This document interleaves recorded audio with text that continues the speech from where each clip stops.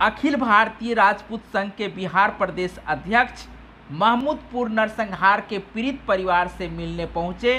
पीड़ित परिवार से मिलकर क्या कहे हैं, आइए सुनते हैं। छोटे बच्चे यही बच्चे हैं, हाँ, ये छोटे छोटे बच्चे हैं जो अनाथ हो गए। इसने क्या अपराध किया था? इस बच्चों ने क्या अपराध किया था? इसे क्यों आजीवन कारावास की सजा दी गई? परवीन झा, जिसका नाम हम लोग सुन रहे हैं, परवीन झा ने इस हत्या को अंजाम दिया।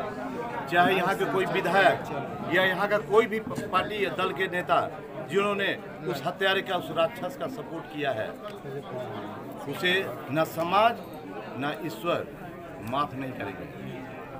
और अपराधी को इस बात की जानकारी हो जानी चाहिए कि क्षत्रिय समाज इतना कमज़ोर नहीं है कि उसके भाई बंधु की हत्या करके और आराम और चैन की नींद वो सो सकते हैं।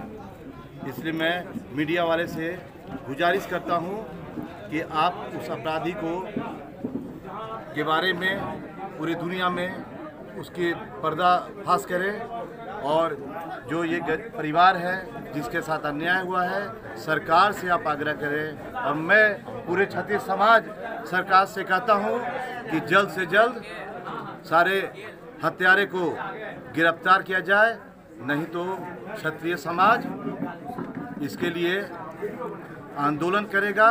वो स्वतंत्र है कि वो क्या निर्णय ले, क्या नहीं।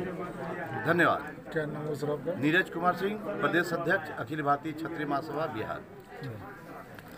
जैसे जैसे समय बीतता जा रहा है, वैसे वैसे बेनीपट्टी के मोहम्मदपुर गांव एक प्रकार से राजनीतिक एवं जातीय राजनीति का अड्डा बनता जा रहा है, जहां एक और अखिल भारतीय राजपूत संघ के प्रदेश अध्यक्ष पहुंचे हैं, वहीं विभिन्न राजनीतिक दल के लोग भी इस गांव में पहुंच रहे हैं और इस घटना को तूल देते जा रहे हैं।